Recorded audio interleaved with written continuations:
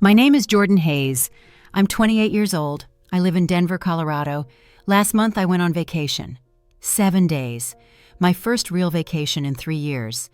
I gave my parents my spare key, just in case, to water my plants. When I opened my apartment door on Saturday afternoon, I thought I'd walked into the wrong place. Everything was gone. My couch, my coffee table, my desk, my bookshelf, my dining table. Gone. I stood in my empty living room and called my mother. "Where is my furniture?" "Oh, we donated it. Your place looked way too cluttered anyway." Stay with me. Because this isn't about furniture. It's about parents who think their opinion matters more than your consent. And what happened when I made them pay for every single item and hit that subscribe button. It takes 1 second, but means everything to me. Let me tell you about my apartment first. I moved to Denver 2 years ago. New job, new city, fresh start. Found a 1-bedroom apartment in Capitol Hill, $1,400 a month. My entire paycheck. But it was mine, my space, my home. When I moved in, it was empty. Beige walls, worn carpet, builder-grade everything.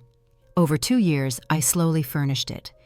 Piece by piece, nothing expensive, nothing fancy, just things I found, saved for, loved. My couch? Found it on Facebook Marketplace, $300, gray sectional, slightly worn but comfortable. I drove an hour to pick it up, carried it up 3 flights of stairs with my friend Riley. We celebrated with pizza on that couch. It was perfect. My coffee table? IKEA, $80. I built it myself. Took 4 hours because I lost the Allen wrench halfway through. My desk? Inherited from my grandmother. Solid oak, heavy as hell. It had her initials carved underneath. That desk meant everything to me. She'd used it for 50 years, wrote letters on it, paid bills, lived her life. When she died, I was the only one who wanted it. Everyone else thought it was old-fashioned. I refinished it, sanded it down, stained it dark walnut, made it beautiful again. That desk was my workspace, my creative space, my connection to her. My bookshelf? Built by my ex-boyfriend. The only good thing that came from that relationship. Solid wood, custom-made, 5 shelves, held 200 books, books I'd collected since childhood, first editions, signed copies, favorites I'd read 20 times. My dining table? Vintage, found at an estate sale, $150, round, pedestal base, seated 4. I'd hosted dinners at that table, game nights, birthday celebrations. Every piece had a story, a memory, a meaning. My apartment wasn't just furniture, it was my life. My parents had visited twice. Both times, they had opinions. "This couch is so old-looking," my mom said the first time. "It's vintage style, Mom. It's dated." "I like it." She walked around, touching everything, judging everything. "This coffee table is cheap. It's IKEA. It's functional. You could do better." "I like what I have." My dad examined my desk. "This is rustic." "It was Grandma's." "I know. We were going to throw it out." "I'm glad I saved it." "It takes up a lot of space." "It's a desk. Desks take up space." My mom opened my bookshelf, pulled out a book, frowned. "You have so many books. Do you actually read all these?" "Yes." "It looks cluttered. You should minimize. Marie Kondo says—" "I don't care what Marie Kondo says. I like my books." She sighed. "You're just so maximalist. It's overwhelming." "It's my apartment, Mom." "I know. I'm just saying, less is more." I changed the subject, showed them the balcony, my plants, but I could tell they were judging, critiquing, planning. I should have known. In February, my company gave me a week off, mandatory vacation, use it or lose it. I booked a trip to Maui, solo, $2,000, my entire savings. But I needed it, needed the break, the sun, the distance. Before I left, I had a problem. My plants. I have 12 plants, all rescues, all thriving. They needed water while I was gone. I asked my friend Riley, "Can you water my plants while I'm gone?" "I'm visiting my parents that week, sorry." I asked my coworker Jen, "I'm actually going out of town too." Everyone was busy, traveling, working. Finally, I called my mom, reluctantly. "Mom, I need a favor." "What?" "I'm going to Hawaii next week. Could you water my plants?" "You're going to Hawaii? By yourself?" "Yes." "That seems lonely." "I like solo travel." She sighed. "Fine. I'll water your plants." "Thank you. I'll leave a key under the mat. Just give me your spare. I'll hold on to it, in case of emergencies." Something felt off, but I was stressed, busy packing, not thinking clearly. "Okay, thanks, Mom." I dropped off the key the day before my flight, Saturday morning. My mom took it, smiled. "Have a great trip, honey." "Thanks. The plants just need water twice while I'm gone, Wednesday and Saturday." "Got it. And that's it. Just plants. Don't touch anything else." She laughed. "What else would I touch?" I should have been more specific. I flew out Sunday morning, 7 days in Maui, and for 7 days I didn't think about home, about work, about anything. I swam, read, hiked, ate, slept. It was perfect. On Friday, day 6, my mom texted, "How's Hawaii?" "Amazing. Thanks for watching the plants." "Of course. We've been checking on your place." "We?" I thought just she was going. "We?" "Your dad and I. We've gone over a few times." "A few times? I thought just twice?" "Well, we wanted to make sure everything was okay." Something felt weird, but I was relaxed, sunburned, not worrying. "Okay, thanks. We made some improvements while we were there. You're going to love it." My stomach dropped. "Improvements?" "You'll see." I called her, straight to voicemail, called my dad, voicemail, texted, "What improvements?" No response. I tried not to panic. Maybe they organized my closet, cleaned the bathroom. I flew home Saturday afternoon, landed at 3 p.m., took a lift home, walked up 3 flights of stairs, unlocked my door, and stood there, frozen. My apartment was empty, not messy, not rearranged, empty. I stepped inside slowly, like I was entering a crime scene. The living room was bare, completely bare. No couch, no coffee table, no TV stand, just empty space and beige carpet. I walked to my bedroom. My bed was gone. My nightstands, my dresser. The only thing left was my mattress on the floor, and one lamp. My closet door was open. Half my clothes were missing. I ran to my office, my desk, Grandma's desk. Gone. My bookshelf. Gone. My books. Hundreds of books. Gone. The only thing remaining was my computer, sitting on the floor. I ran to the dining area. Table? Gone. Chairs? Gone. Kitchen? They'd taken my kitchen table and stools. I stood in the middle of my empty apartment and screamed. Then I called my mother. She answered cheerfully, "You're home. Did you see? Where is my furniture?" "Oh, we donated it." "You what?" "We donated it to Goodwill. Your place was so cluttered, we thought—" "You donated my furniture? My couch? My desk?" "Yes, and your books. You had way too many. We kept a few favorites, but you donated my books?" "Jordan, calm down." "Calm down? You went into my apartment and got rid of everything I own." "We were helping. Your place looked like a hoarder's house." "It did not. It was furnished, like a normal apartment." "It was overwhelming, all that stuff. We did you a favor." I couldn't breathe, couldn't think. "Where is my desk?" "The old wooden one? We donated it. It was taking up so much space." "That was Grandma's desk." Silence. "What?" "Grandma's desk.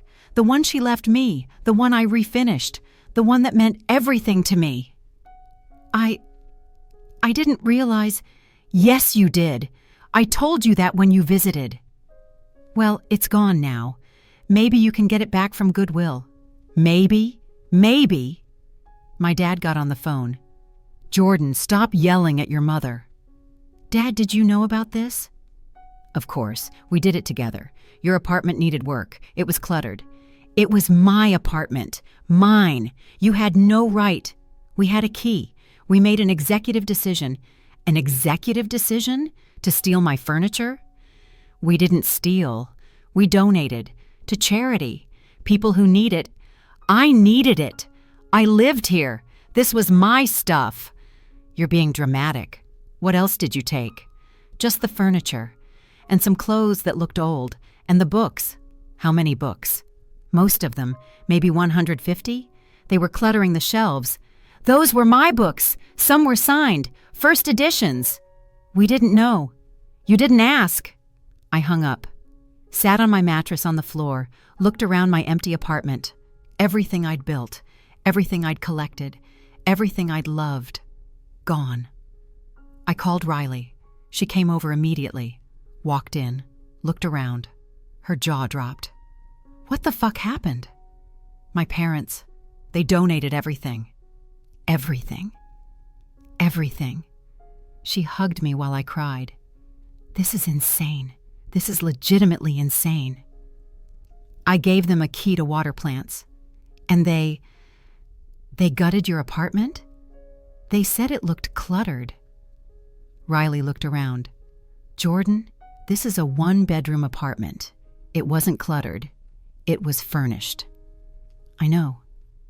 Your grandma's desk? Gone. The books? Gone.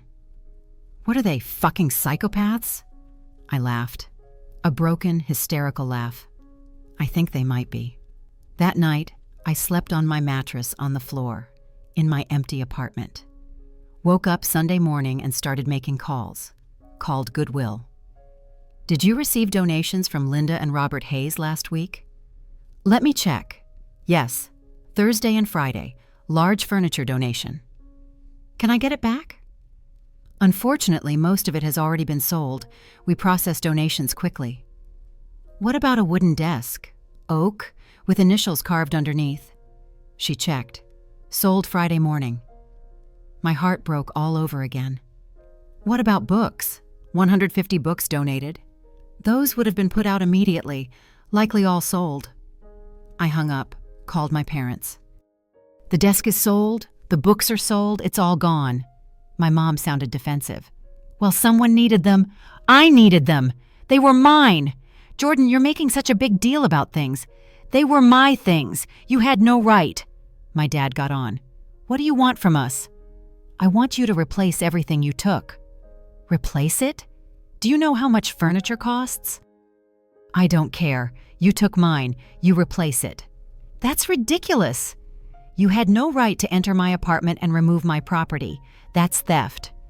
We had a key. For watering plants, not for redecorating. We were trying to help. I didn't ask for help. I asked you to water plants. That's it. My mom started crying. We just wanted your apartment to look nice. It did look nice. It looked like I lived there. It looked cluttered. To you, it looked cluttered to you. But it's not your apartment. Silence. I want $8,000. What? My dad asked. $8,000. That's what my furniture was worth. My couch, my desk, my table, my bookshelf, my books. All of it. $8,000. That's insane. Fine. Then I'm filing a police report for theft and suing you in small claims court. You wouldn't try me. I hung up. Monday morning, I filed a police report. My parents entered my apartment without permission and removed my property. The officer took notes. Do you have proof of ownership? Photos, receipts, credit card statements. And they admit to taking it? Yes, they donated it to Goodwill. He sighed. This is technically theft, but since they're your parents and had a key, it's tricky. They had permission to water plants, not remove furniture. Did you specify that in writing? No, but it's implied. Implied doesn't hold up in court, but you can try small claims. I filed a small claims suit, $8,000, itemized list of everything taken. My parents got served papers at their house. My mom called, hysterical. You're suing us? Yes. We're your parents, and you're thieves. We were helping you. I didn't ask for help. I asked you to water plants. This is so disrespectful. You want to talk about disrespect? You entered my home, removed my belongings, donated them without asking. That's disrespect. My dad got on. We're not paying you $8,000. Then I'll see you in court. Jordan, be reasonable. I am being reasonable. You took $8,000 worth of my property. I want it back. We don't have $8,000. Then you'll make payments. Figure it out. 3 weeks later, we had our court date. Small claims, no lawyers, just us and a judge. I presented my evidence, photos of my furnished apartment, receipts, credit card statements, photos of my empty apartment after they'd been there, text messages where my mom admitted to donating everything. The judge looked at my parents. Did you remove your daughter's property from her apartment? Yes, but we were helping. Did she give you permission to remove her property? Well, no, but did she give you a key for the purpose of accessing her property to remove it? No, to water plants. The judge looked at his notes. So, you exceeded the scope of your permission. My dad tried to explain. Her apartment was cluttered. We thought, what you thought is irrelevant. Whether her apartment was cluttered is irrelevant. It's her property. You removed it without consent. He ruled in my favor. $8,000, plus court costs. My parents had to pay. They wrote me a check, handed it over in the parking lot. My mom was crying. I can't believe you did this. I can't believe you did this, but here we are. We're your parents, and I'm your daughter, and you violated my trust, my space, my life. We were trying to help. No, you weren't. You were imposing your opinions on my space because you think you know better. She didn't argue, because I was right. I took the check, deposited it, used it to refurnish my apartment. New couch, new desk, new bookshelf. Nothing was the same as before.